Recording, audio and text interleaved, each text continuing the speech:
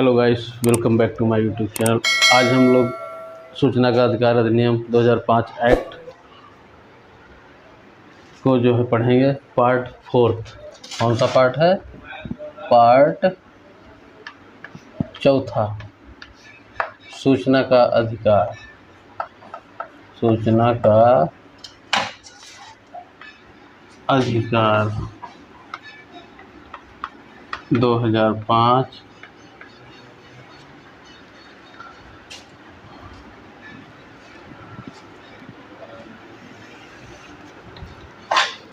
Part 4 में आप लोगों को कुछ ऐसी चीज़ें बताने जा रहे हैं जिसमें कि जो भी धाराएं हैं, जो भी एक्ट है, कितना महत्वपूर्ण है, किस धारा के अंतर्गत किन किन चीज़ों को परिभाषित किया गया है।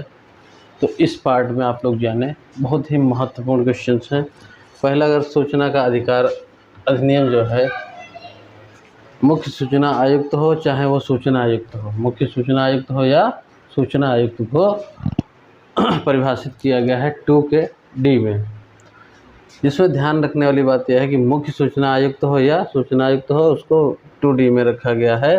और दूसरी बात यह है, पॉइंट नंबर 2, केंद्रीय सूचना आयोग को धारा 12 में परिभाषित किया गया है। केंद्रीय सूचना आयोग को, जब सेंट्रल की कभी बात करी जाए, केंद्र की बात करी जाए, तो 12 भाई।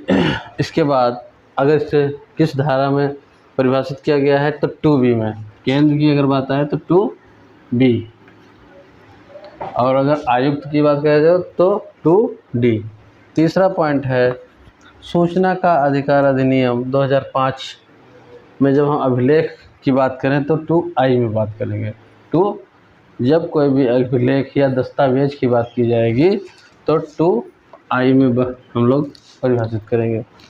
अगर हम लास्ट पॉइंट है, सूचना का अधिकार 2J में, सूचना का अधिकार 2005, ये हम किस में देखेंगे?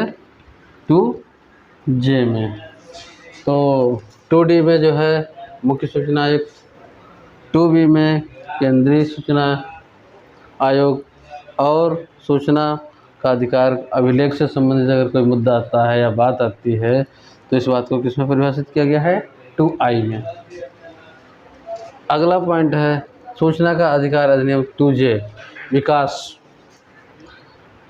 2J में। अब बात करें सूचना का अधिकार अधिनियम, एक बहुत महत्वपूर्ण बात यह है कि विकास के लिए नहीं होता है। किसके लिए नहीं होता है?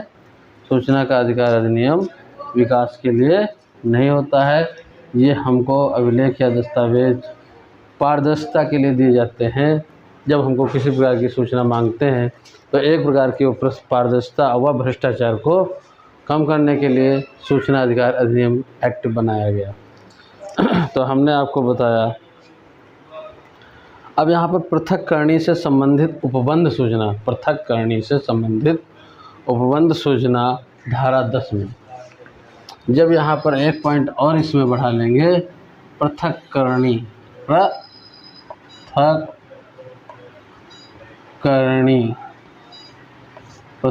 सूचना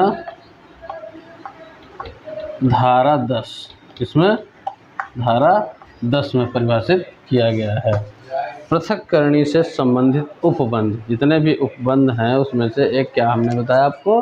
पृथक्करणी से संबंधित उपबंध सूचना का अधिकार अधिनियम 2005 को किस धारा में परिभाषित किया गया है? तो किस धारा में परिभाषित किया गया है? धारा 10 के अंतर्गत जो है परिभाषित किया गया है। आपको पार्ट 4 में जो भी पढ़ाया गया, सूचना का अधिकार अधिनियम, मुख्य सूचना आयोग तो वह सूचना आयोग 2D में, और केंद्रीय धारा मतलब केंद्रीय सूचना आयोग को जो है धारा 12 में परिभाषित किया गया है। इसके साथ साथ में 2B में। अगला पॉइंट है, सूचना का अधिकार अधिनियम 2005 अभिलेख में 2I में। I मतलब ध्यान रखेंगे, जो अभिलेख कभी भी लिखे जाते हैं तो इंक से लिखे जाते हैं, तो I माने इंक। और इस प्रकार सूचना का अधिकार अधिनियम 2J में परिभाषित किया गया है। किसमें परिभाषित किया गया है? 2J में। पृथक्करणी सूचना धारा 10 में। तो ये हमारा पार्ट 4 यहाँ पर समाप्त होता है। इसके बाद हम आप एक लोग हम लोग जो है अभी इसके बाद पार्ट 5 में पूरी मैराथन क्लास को समझेंगे। सूचना का अधिकार अधिनियम 2005 एक्ट अनुच्छेद 19। इसमें हम लगातार अभी मैराथन की क्लास देने ही वाले हैं, बस थोड़े ही समय बाद। आप लोग लगातार बने रहें हमारे यूट्यूब चैनल पर। आज ही मिलेगी आपको मैराथन क्लास, जिससे आपको आने वाले बहुत ही महत्वपूर्ण क्वेश्चन जो आपके लिए ज़रूरी हैं, उसी पर ही हम लोग मैराथन क्लास का जो है चलाएँगे। धन्यवाद।